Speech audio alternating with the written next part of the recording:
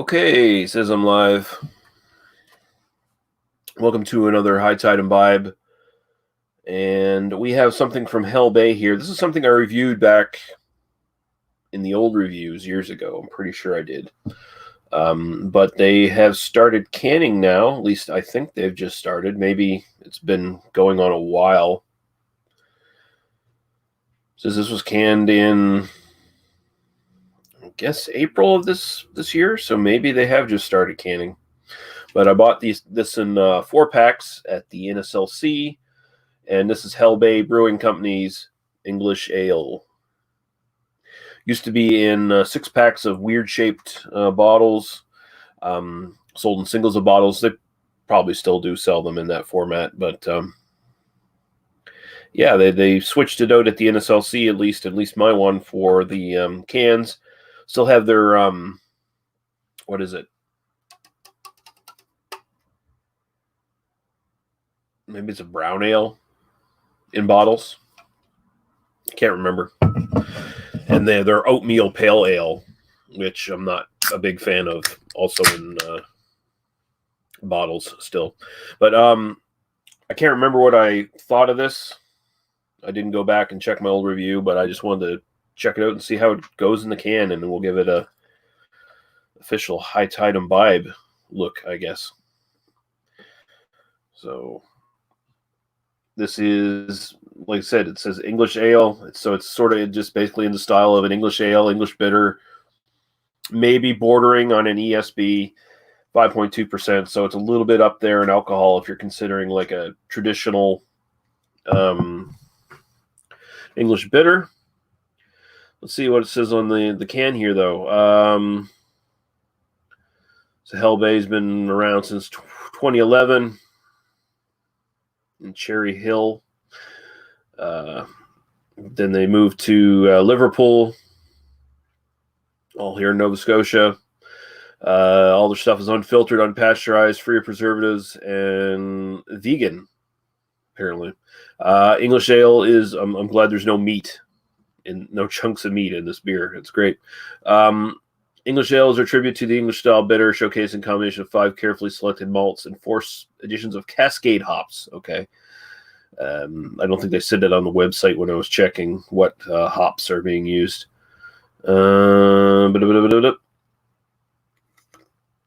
Okay, that's fine.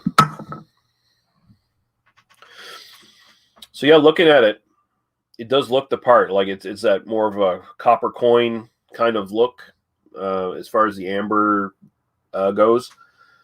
Getting a little on the dark side there. Looks like, oh man, it just it reminds me of Fuller's ESB and how it looks, and I just sort of get nostalgic and a little heartsick for Fuller's ESB, which I miss very, very much. But yeah, that's kind of what it looks like. It's great to the aroma. Cheers.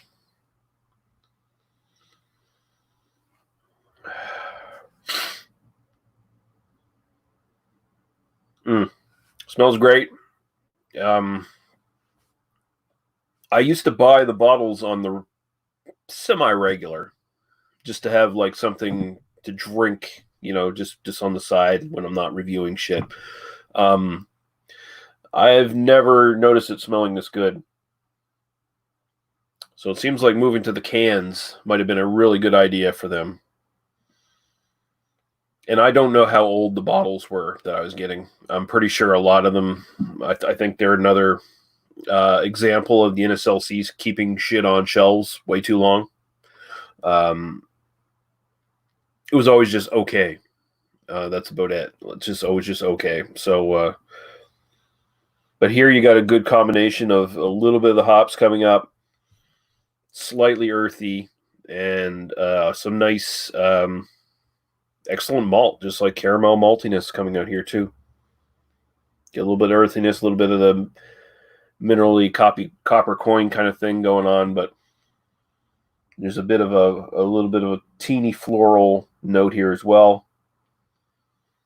And that's kind of what you want from an English style bitter. It's pretty straight up classic right there. So we'll go right to the taste. Cheers.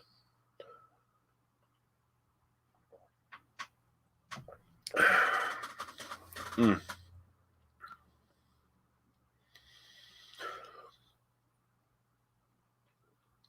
This is excellent.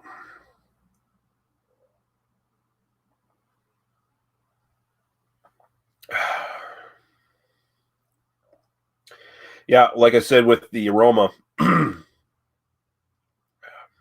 this is just way better of the can. They should have switched to can years ago.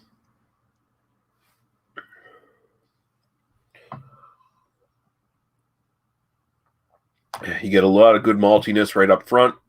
Again, more of that sort of just caramel malt, biscuity kind of malt.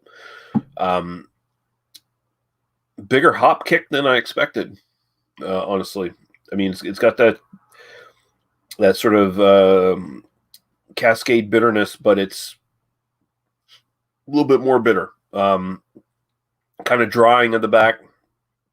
A little bit of mineral, dirt, copper coin kind of thing going on.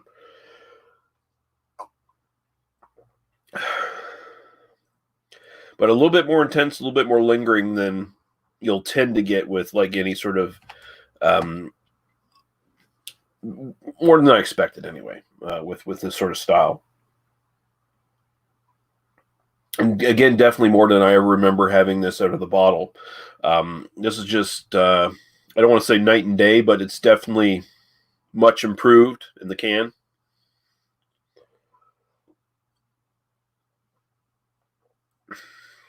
That's really good.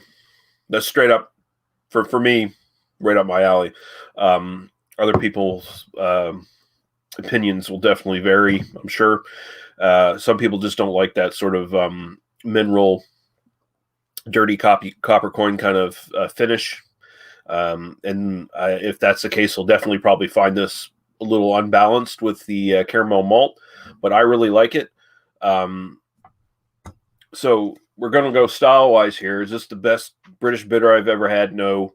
It definitely falls into just the standard British bitter category, though. I wouldn't say this is like ESB or approaching something like that, because it just doesn't have really the malt and the fruitiness that you'll tend to get to sort of balance out with the hops. This is just like a standard British bitter, but with some bite. You could almost get away with, if you up the hops a little bit, you could probably get away with calling this English IPA. I wouldn't be surprised if they made a beer like this and called it English IPA. They probably get away with it. It's that close. Drawing the line there a little bit, but it's that close. But yeah, English ale from Hell Bay. Style-wise, I'm going to throw an 8.5 at it. It's very, very good, very well done, good interpretation of the style. And my own personal preference, I'm going to put an 8. My overall, I'm going to put an 8 on it. I like it a lot. I'm definitely going to be buying more of this. Again, to have as, just the everyday drinking kind of beer is what I'm going to do.